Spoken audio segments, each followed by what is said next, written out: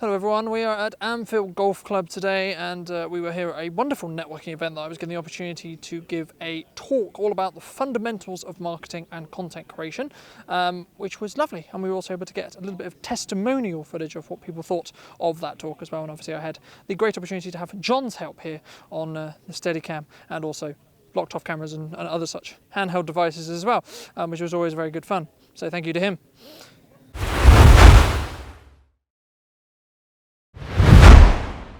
Hello everyone, my name is Colton Brunson, I run Brunson Media in Salisbury, and before I get into it I wanted to ask you a question.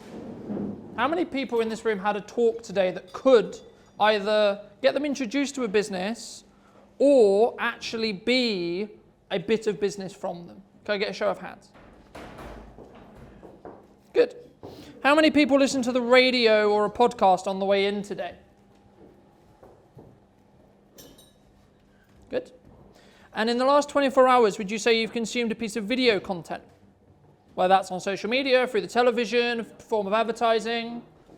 Good. At this point, you've either been marketed to or had a chance to market what you do to either the person you've spoken to or by proxy.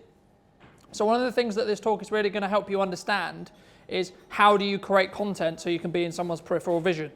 Now, kind of what that comes back to is the fundamentals of marketing, which is who do you want to talk to, because you don't want to talk to everyone, right? So the first question every marketer should be asking you, and if they're not, this is a red flag, is why and how, and then who, right? So who is your target audience? Now that could be a demographic-based question, right? So it could be a female in her 20s, right? Or it could be a specific sector of someone. So it might be a web developer, or it might be a video production company, or etc., depending on who you want to talk to. Now, I can't talk about that without telling you who I help and who I serve, because then I'm a hypocrite, right? So a lot of the time we talk to businesses who are struggling to tell their story, they're struggling to be in a position where they can tell their truth, right? So they want to be integral to themselves, they want to tell their story, they want to tell about what they do and how they do it. But they have a lot of hurdles about why, right? So they might be psychological, they might be technical, right? A common one is technical.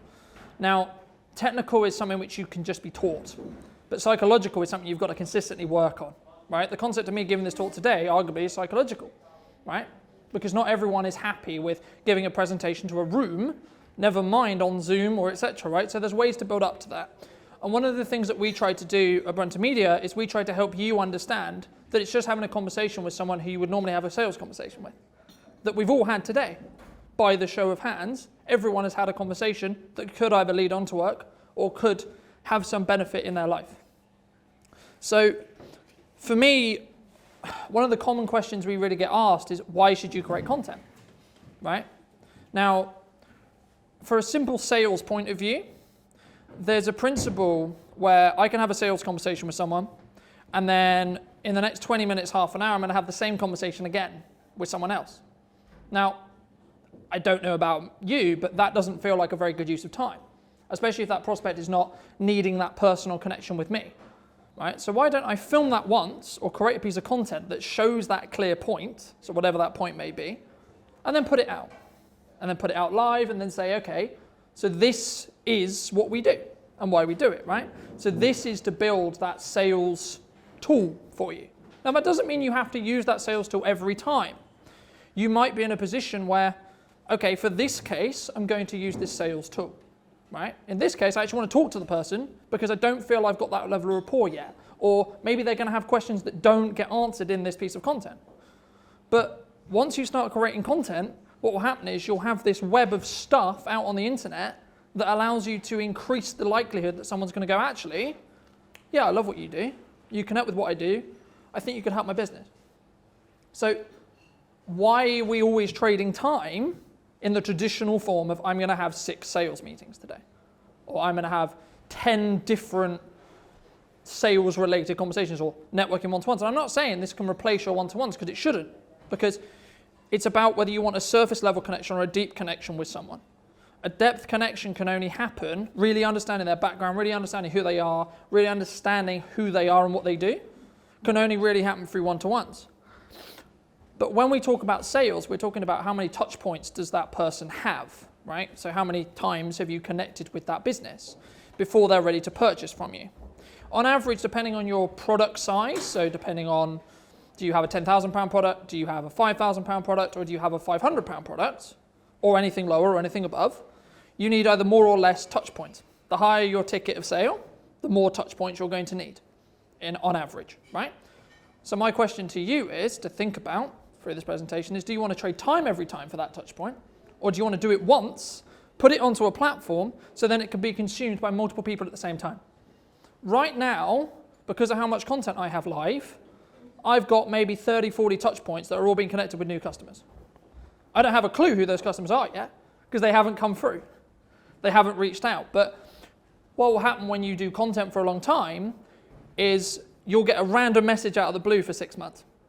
Or you've been doing it for 6 months and go, hey Colton, I love your content, it's really helpful. Or, oh, actually this is a perfect time for my business because this is who I am and who I'm trying to help and what I need to articulate, and this is a common problem which I'm trying to resolve. And you don't get that if you're just trading one-to-one time all the time, because you're limited by the 24 hours in the day, right?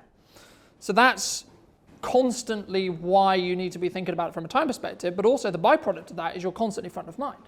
Anyone who has me on LinkedIn or follows our socials will know I show up a lot, and that's because I'm trying to say, hey, remember me? Hey, remember me? Remember what I do?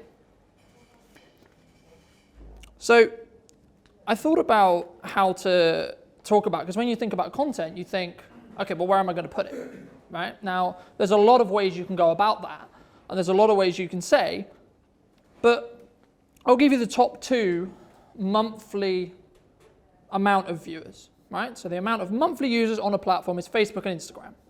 Now, what I'd be curious to know, and I'm going to throw this to the room in a moment, is what do you think the third one is? Anyone got any thoughts? YouTube's up there, but it's not the third. TikTok, good. Now, most people don't think it's TikTok because they have this illusion that it's still about dancing and lip syncing, right? Now, there is a part of TikTok that is about lip syncing and dancing, but that's when it was Musical.ly. Quick story lesson. The guys who own TikTok bought up Musical.ly to take that attention. Then they started creating an infinitely scrolling feed on your phone, which got loads of attention really quickly. And it made all the big players, so the media companies or Meta or Google, who owns YouTube, went, hold on a second. There's a lot of people who we don't have the data of going over here. What's going on there? And what ended up happening is they were creating this short form piece of content that has an infinitely scrolling addiction, basically, right? So whenever you get a like, whenever you consume a piece of content, you get an endorphin hit, which is the hormone that is the happiness hormone in your brain. And what ends up actually happening is those platforms and those big companies went, we're going to lose our profit share here. We're going to lose our market share here if we don't create something that's short form. And the main benefit for creating video, personally, is it allows you, and this leads on quite nicely, to 2 ways you can use video. So you can create this long form piece of video, and it's the only medium which you can pull the audio out to then have a podcast. And then also you can get that video transcribed so that you can be in a position where you then have blog content that you can either cut up, so if it's a really long form, you can make it into multiple pieces, or you can have one long piece, which you can then embed, and there's other ways you can go around it. But also you can take those golden nuggets and those golden clips and put it onto your TikToks, put it onto your Instagram Reels, put it onto Facebook, put it onto LinkedIn, so you can have that front of mind, so you can have that constant approach of coming up and, saying, hey, this is what I do. But you need to be very careful that it's not salesy. There's a difference between creating a sales video that's designed to sit in a sales funnel or designed to be used as a resource for you to share to a new client who wants to be educated on what you do, and not just putting general content out to be like, hey, this is what I sell. Because, can I get a show of hands really quickly? How many people enjoy consuming marketing language? So you're on LinkedIn, and they're like, yeah, I'd love to be sold to on LinkedIn through content. Or are you looking for something of entertainment value or educational value? Are you looking for some other reason about why you want to actually consume that piece of content that has nothing to do with what that person sells?